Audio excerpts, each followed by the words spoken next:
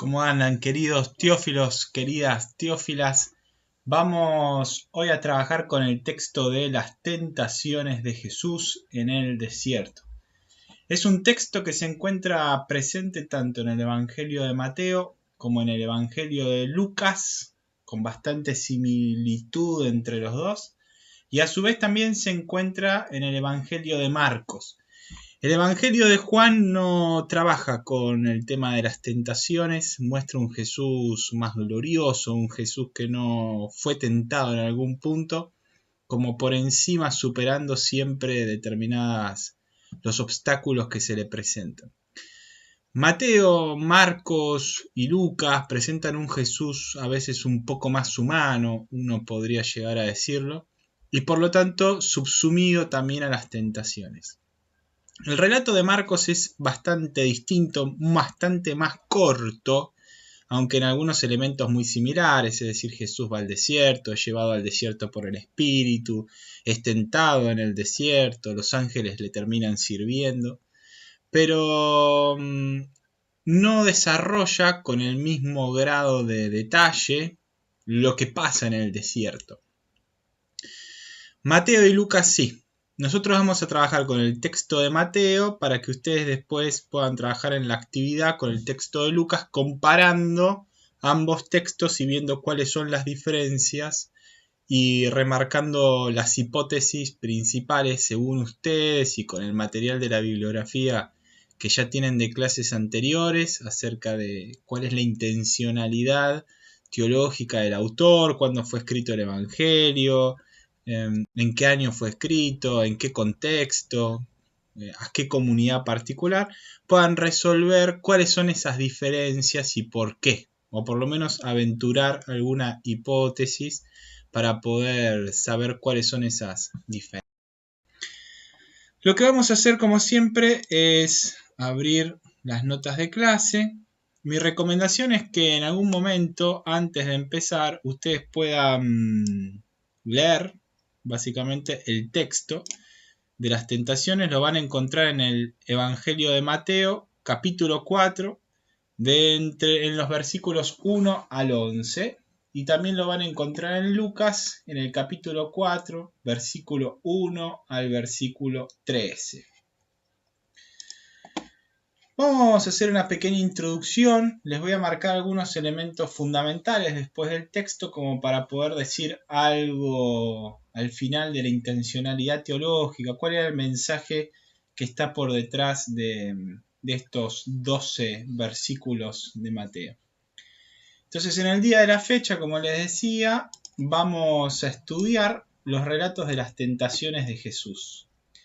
Digo relatos con S en plural, no porque haya más de uno del estilo del que vamos a estudiar, sino como les decía, está presente en los 3 evangelios sinópticos, que ustedes saben son Mateo, Lucas y Marcos, que como ya vimos tienen en principio una misma fuente, tanto Lucas como Mateo, que es una fuente Q, y a su vez también utilizan la fuente de Marcos. Es decir, Mateo y Lucas parecían conocer Marcos, y por eso tienen, al compartir a su vez una fuente común, distinta a Marcos, que es la famosa fuente Q, que hablábamos clases anteriores, tienen más o menos los mismos relatos ordenados de forma distinta, ayornados al momento en que cada uno de los escritores escribió y con la intencionalidad que escribió, a fin de dar su propio mensaje teológico. Obviamente que focalizaremos, como les dije, en el relato de Mateo y Lucas. Dejaremos el de Marcos para otra ocasión, si quieren pueden leerlo, está al finalizar el capítulo 1, mejor dicho, lo bautizan a Jesús y enseguida del bautismo de Jesús en el capítulo 1 aparece el relato de las tentaciones.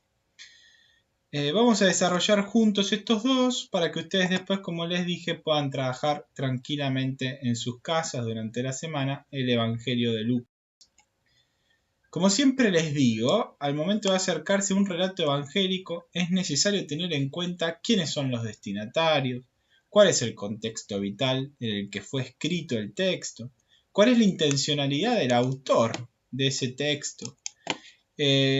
entre otros de los elementos provechosos que nos van a permitir entender qué dice el texto y cómo lo dice. Porque el mismo mensaje, como ya hemos visto en clases anteriores, puede ser dado a conocer de formas distintas, utilizando distintos géneros literarios, por ejemplo, ¿no? Un mensaje de esperanza es dado en el Evangelio de Marcos de una forma, bajo una especie de historia meditada o algo así, uno podría suponer como género literario, mientras que el Apocalipsis, el último libro de la Biblia, también es un mensaje de esperanza, pero lo da bajo el género literario apocalipsis, el género literario apocalíptico. De esta manera, el texto va a dar un mensaje bastante similar, es decir, la esperanza, y la forma en que lo va a decir sí va a ser distinta. Entonces hay que tener en cuenta qué dice el texto y cómo lo dice. De esta forma vamos a evitar hacerle decir al texto, a una perícopa o unidad literaria, tienen una suerte de diferencias, pero entiéndanlo como una historia concreta dentro del Evangelio. Por ejemplo, las tentaciones es una perícopa, el bautismo es una perícopa. A grandes rasgos tiene un principio, un desarrollo y un final, por más que se encuentre dentro de toda una obra mucho más grande en general. Hay algunos que dicen que un conjunto de perícopas generan una unidad literaria, pero bueno, eso dejémoslo para otra instancia. A modo de breve repaso del Evangelio de Mateo, pueden volver si quieren a los videos anteriores cuando trabajamos algunas cuestiones de Mateo, esa introducción general al Evangelio, y vamos a ver que si recuerdan, Mateo le escribe una comunidad mixta, es decir, a judíos que se han convertido al cristianismo, judíos de una línea más ortodoxa, podríamos llamarlo así, y los judíos gentiles, incluso quizás algún pagano, es decir, judíos que vivían en las diásporas y algún pagano que no pertenecía tampoco al judaísmo. Obviamente que la mayor cantidad de esa comunidad, por lo que estuvimos viendo en aquella oportunidad, corresponde a los judeocristianos que antes participaban de las sinagogas, ¿no? Es decir, a los judíos, llamémoslo así, en contraposición a los judíos gentiles o los judíos de la diáspora y a los paganos, obviamente. Ese texto fue escrito luego de la destrucción del templo de Jerusalén. Recuerdan que el templo fue destruido en el año 70 después de Cristo, o sea, unos 40 años aproximadamente después de su muerte y de su resurrección. Que luego de esa destrucción del templo, lo que sucede es que un grupo grande de judíos que habitaban Jerusalén obviamente se escaparon de la ciudad santa y se establecieron en una región llamada Yamnia, a fin de salvaguardar desde ahí la ortodoxia judía, y en todo movimiento donde uno intenta resguardar lo propio, posiblemente tienda a ser más conservador u ortodoxo que progresista.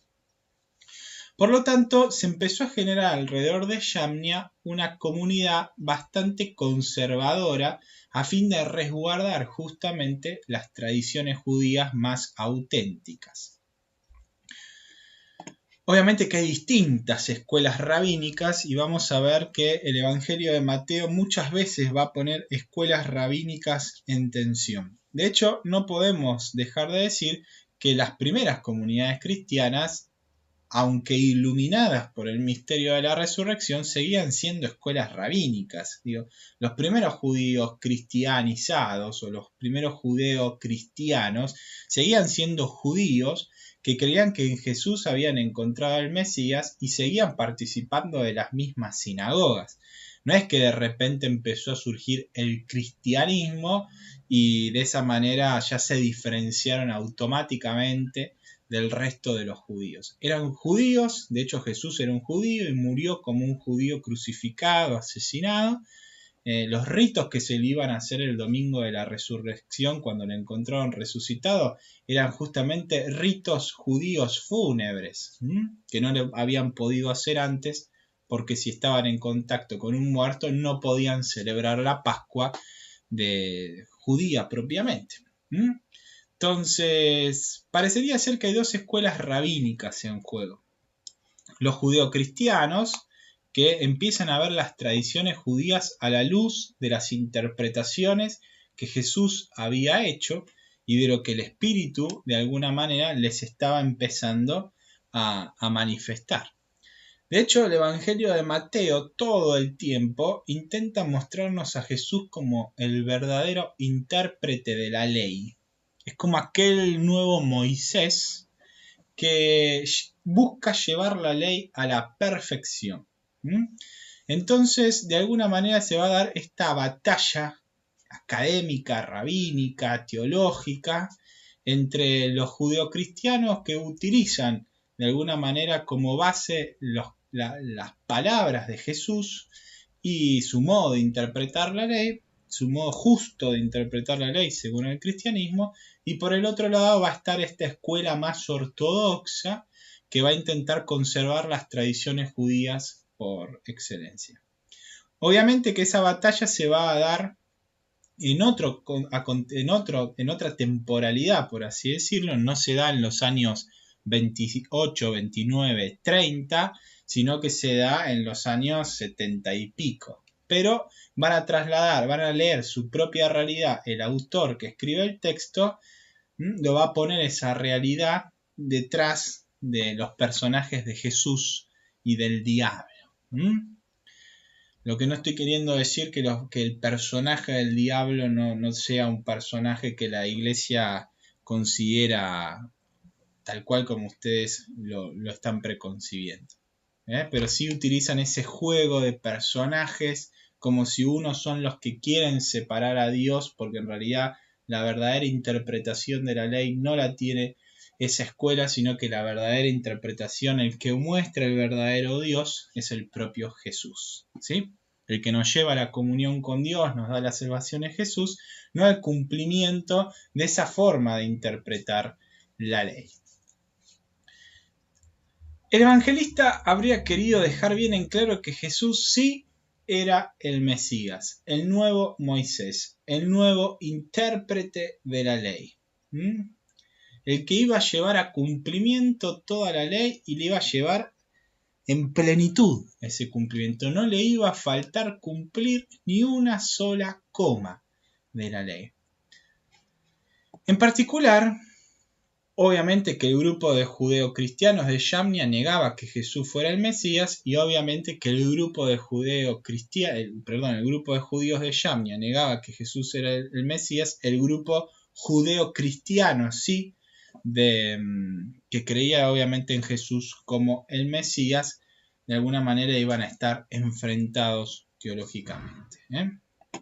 El texto de las tentaciones parece querer enfatizar el tipo de mesianismo de Jesús. No solo que Jesús era el Mesías, sino que de alguna manera nos quiere enfatizar qué tipo de mesianismo iba a predicar Jesús y qué tipo de tentaciones Jesús iba a tener a lo largo de su mesianismo, ¿no? O tuvo, mejor dicho, a lo largo de su mesianismo, porque fue escrito a posteriori de su muerte y de su resurrección.